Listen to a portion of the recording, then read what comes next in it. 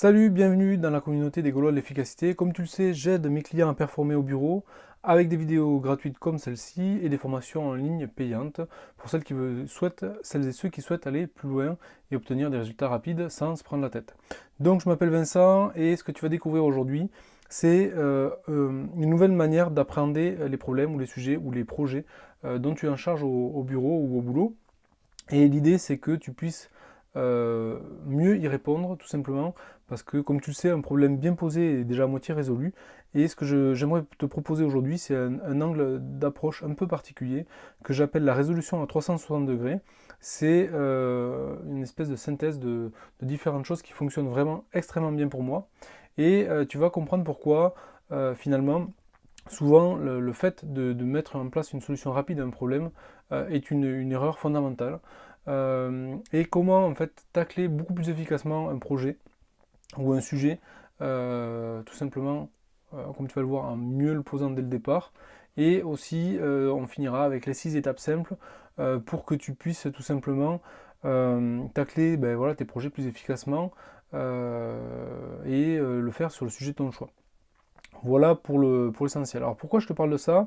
Tout simplement parce que peut-être que toi aussi, tu as peut-être mis en place des solutions ou des projets, mais ça n'a pas forcément bien fonctionné ou pas à la hauteur que tu espérais. Et généralement, on se dit ben, souvent que c'est à cause des autres, pourtant c'est simple, il y avait qu'à juste à suivre, et puis finalement ça se fait pas, et on comprend pas trop, et on reste frustré là-dessus. Et j'imagine que tu as peut-être rencontré ça dans ton expérience professionnelle déjà, ou le phénomène inverse, c'est-à-dire qu'il y a quelqu'un d'autre qui résout un problème à lui, mais qui en génère un nouveau chez toi. Et du coup, c'est pas hyper sympa. Du coup, voilà, c'est toi, c'est un peu l'histoire de la patate chaude qu'on se fait passer les uns aux autres de manière un petit peu différente. Et enfin, peut-être que ça te saoule complètement de mettre des efforts incroyables pour au final avoir très peu de retour sur investissement ou très peu de résultats parce que c'est quand les problèmes sont parfois déplacés. Alors je vais te montrer maintenant pourquoi euh, le fait de mettre des solutions trop rapidement en place est une erreur. Euh, Parce que, en fait, souvent, ce qui se passe, alors je vais reprendre mon crayon comme d'habitude. Euh, Quand tu as un problème, tu es toujours souvent tenté, et enfin, tout le monde, hein, à réfléchir directement à solution. D'accord? Donc, en gros, l'idée, c'est que on supprime le problème et on met une solution à la place et on est content. Sauf que le problème de ça, c'est que souvent, on déplace le problème, comme je te disais, et que souvent, cette solution, en fait, c'est très souvent une fausse solution ou une solution partielle. D'accord? Et ce qui fait que ben, on régénère des soucis comme tu as vu précédemment. Et c'est souvent d'ailleurs un peu la combinaison des deux qui fait qu'on met beaucoup d'efforts pour pas grand chose. Donc si je devais prendre un exemple, alors il vaut ce qu'il vaut parce que je ne savais pas trop comment l'exprimer, mais en gros, c'est un peu l'histoire du forgeron et de la fermière. Donc le forgeron et la fermière, qu'est-ce qui se passe? Ils ont des besoins différents. C'est-à-dire que le forgeron, lui, il a besoin de pouvoir alimenter son feu et surtout de l'éteindre quand il en a besoin. Et la fermière, elle a besoin ben, de pouvoir s'occuper de son jardin et faire ce qu'il y a. Et ce qui se passe, c'est que ben, ils ont tous les deux besoin d'eau. D'accord? Le forgeron, il a besoin pour éteindre le feu. Et la fermière en a besoin pour jardiner. Ce qui se passe, c'est que jusque-là, tout va bien. Sauf qu'à un moment donné, on a une contrainte qui fait que l'eau est limitée. Et donc, si le forgeron prend toute l'eau pour éteindre son feu, eh ben, il n'y a plus d'eau pour la fermière. Et inversement, si la fermière prend toute l'eau pour la terre, ben, il n'y a plus d'eau pour le feu et le forgeron ne peut plus travailler. Et ce qui se passe, c'est que souvent, ben, le forgeron et la fermière, ils sont aussi interdépendants. C'est-à-dire que ben, le forgeron, il va pouvoir peut-être fabriquer une bêche ou réparer la bêche pour la fermière pour qu'elle puisse jardiner, et la fermière va peut-être aussi donner des aliments au forgeron. Donc l'exemple, il est assez simple à comprendre, c'est que si l'eau est limitée, soit ils partagent, soit à un moment donné, il va y avoir un souci mécaniquement. Et le problème de l'approche, généralement, c'est que chacun voit uniquement son côté, d'accord? soit celui-là, soit celui-là, mais de manière assez distincte. Et ça pose un vrai souci, parce que la solution, elle est pas bonne, et je vais t'expliquer comment, finalement, tu peux résoudre ce problème-là d'une manière extrêmement efficace et beaucoup plus rapide.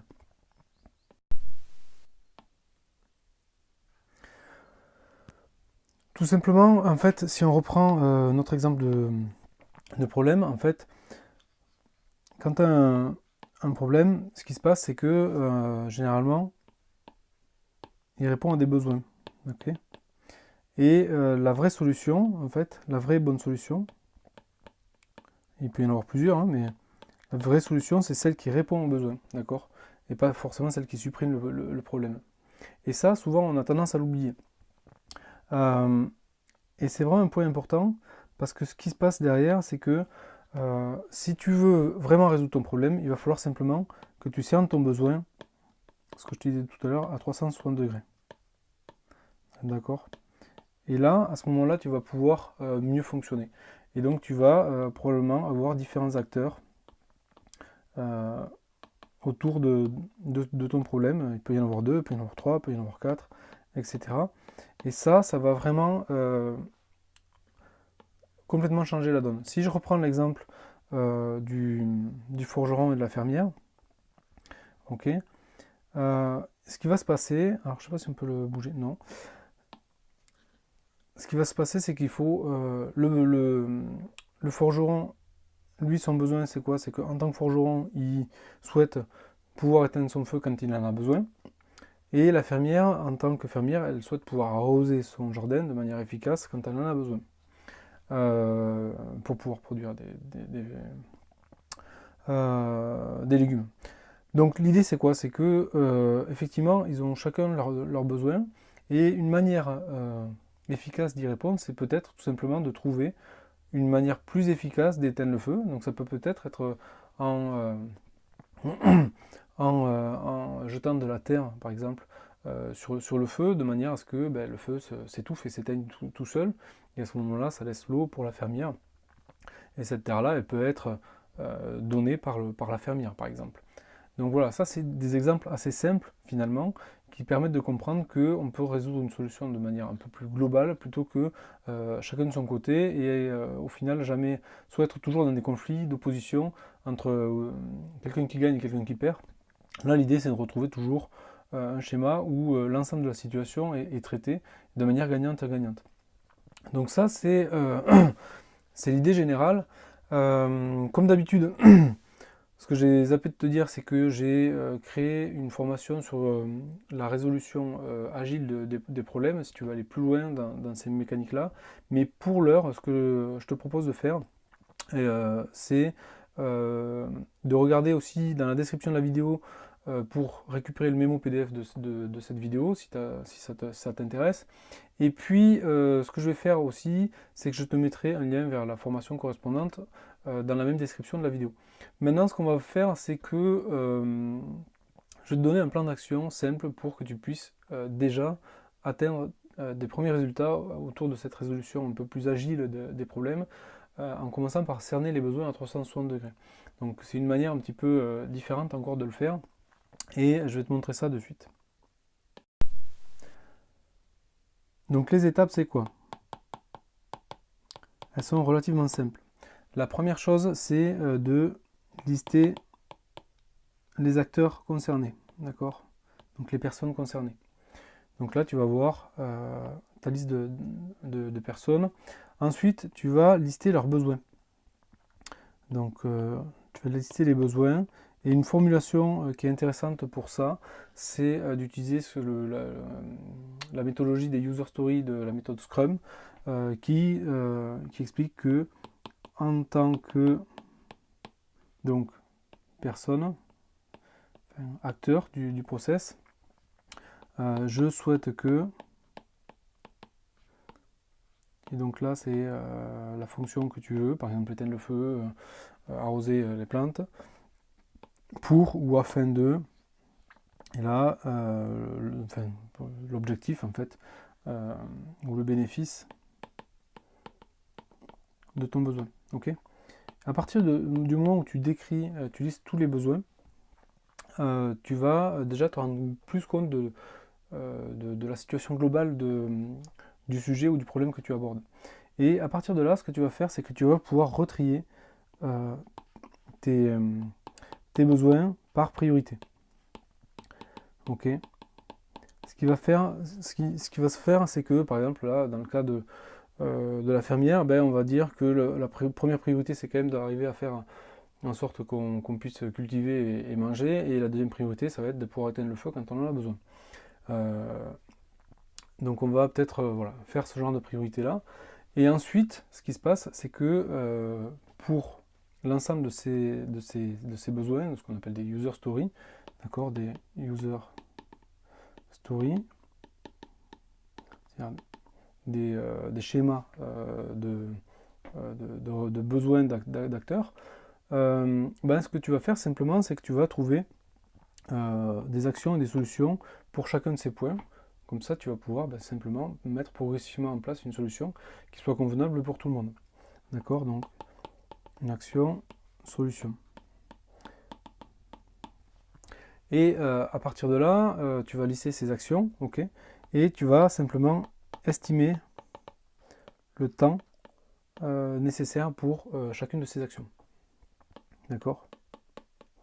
Et à partir de là, une fois que tu as listé les personnes, que tu as listé leurs besoins, que tu as regardé les besoins par priorité, que tu as trouvé une action appropriée pour chacune de ces besoins et que tu as estimé le temps qu'il fallait pour le faire, ben maintenant il n'y a plus qu'à le faire, tout simplement, et là et le suivre pour faire en sorte que, au-delà d'avoir l'idée, il faut l'exécuter jusqu'au bout pour faire en sorte qu'elle soit effective et saine. Et donc là, ce qui est vraiment efficace souvent, c'est d'utiliser un Scrum board. Donc je suis désolé pour les acronymes, mais je te mets les mots pour que tu puisses regarder un peu sur internet et fouiller par ailleurs. Même si j'ai aussi fait une autre vidéo sur la méthode Scrum, où tu pourras évidemment aller un peu plus loin, donc où j'ai partagé les notes que j'avais prises pendant une formation. Donc ça, tu pourras regarder ça. Voilà, tu vois, les 6 étapes. Donc c'est assez simple. Et ça va te permettre déjà de vraiment avancer. Donc si tu es encore jusqu'ici et que tout ce contenu t'a plu, etc., n'hésite pas à mettre un petit pouce pour aider d'autres personnes comme toi à trouver ce contenu et à les aider aussi dans leur quotidien ou à t'abonner aussi même à ma chaîne. Maintenant, ce que j'aimerais faire, c'est te rappeler 2 choses. Donc la première, c'est tout simplement que tu peux récupérer le mémo PDF, d'accord, en description de la vidéo, comme d'habitude, pour les Gaulois de l'efficacité. Ce qui se passe, c'est que quel que soit le lien dans lequel tu iras dans la description de la vidéo, tu verras, tu as la possibilité de laisser ton mail ou pas. Je le mets à chaque fois maintenant, de manière à ce que tu puisses rejoindre la communauté des Gaulois de l'efficacité, ce qui te donne droit à d'autres contenus exclusifs de ce type-là, qui sont uniquement réservés à la communauté des Gaulois de l'efficacité, et parfois aussi des promos avant tous les autres, etc. Donc ça te donne un avantage juste sur ceux qui pourraient te découvrir certains de mes contenus par la suite. Et maintenant, ce qui est intéressant peut-être pour toi, c'est déjà de commencer à tester ça dans ton quotidien, au moins une fois. Et puis tu peux aussi accéder directement et immédiatement à la formation Solution Agile, je crois que je l'ai appelée, qui est sur la résolution de problèmes. Donc là, c'est toute une méthode en 20 étapes qui permet voilà, de décortiquer la même chose que ce qu'on a fait là, mais de manière plus complète pour résoudre n'importe quel problème en 1 heure. Voilà. Donc là, tu as une série d'étapes aussi à suivre. Et ça, donc je te mettrai aussi le lien dans la description. Je t'invite vraiment à y jeter un œil rapidement, surtout si tu ne l'apprends pas. Pour 2 raisons, parce que tu vas apprendre des choses dans la présentation complémentaires, donc ça va te permettre d'avancer. Donc ça c'est pareil. Souvent, voilà, des fois il y a des modules gratuits dans les formations que je propose, enfin dans les présentations ou des infos complémentaires. Donc ça peut toujours être intéressant pour toi. Surtout si tu ne l'apprends pas, et aussi tout simplement parce qu'il y a souvent des conditions particulières au moment où je sors une nouvelle formation, pas une nouvelle formation, une nouvelle vidéo de contenu comme tu es en train de regarder, et donc je mets un code promo qui est disponible jusqu'à la prochaine fois où je sors une autre vidéo. Ce qui se passe, c'est que comme je sors ça de manière pas régulière, des fois le code promo il est valide que 2 ou 3 jours, des fois il est valide peut-être une dizaine de jours. Donc à toi de regarder si c'est toujours dispo et si ça marche. Donc pour ça, il te suffira simplement de cliquer dans la boutique, sur le lien, tu vas te retrouver sur la boutique, tu cliques sur la formation de ton choix, tu, tu, euh, mince, tu le bascules dans le panier, tu saisis le code promo et tu fais appliquer sur le code promo. S'il fonctionne, bah, tant mieux pour toi. Et après, évidemment, si c'est OK pour toi, tu peux mettre sur le formulaire de sécuriser mince, tes coordonnées, tes conditions de paiement, et puis derrière, ben, ça va t'envoyer un email vers ton espace membre où tu retrouveras immédiatement la formation de ton choix. Voilà comment ça fonctionne. Donc, ben, voilà, merci beaucoup d'avoir suivi tout ça. Je te retrouve très vite dans un prochain contenu, que ce soit sur YouTube ou dans ta boîte email. Et puis, ou tout de suite, tout simplement, dans la formation, si tu l'as prise, et notamment dans le premier module, où tu vas voir évidemment comment mieux cerner le besoin et comment trouver aussi des solutions créatives, les critères exacts qu'il faut utiliser pour pouvoir trouver des solutions créatives à des problèmes, à des sujets, à des projets, et à terme, ben voilà, d'être totalement autonome et en toutes circonstances pour résoudre n'importe quel projet de manière assez agile et sans avoir toujours à déplacer le problème ou à mettre des tonnes d'efforts pour des résultats assez maigres en fait finalement. Donc voilà, si ça t'intéresse, jette un œil à tout ça. Voilà, merci beaucoup, je te retrouve très vite dans un prochain contenu et je te dis excellente fin d'après-midi ou fin de journée ou fin de matinée en fonction du moment où tu écoutes tout ça. Merci, à plus, bye.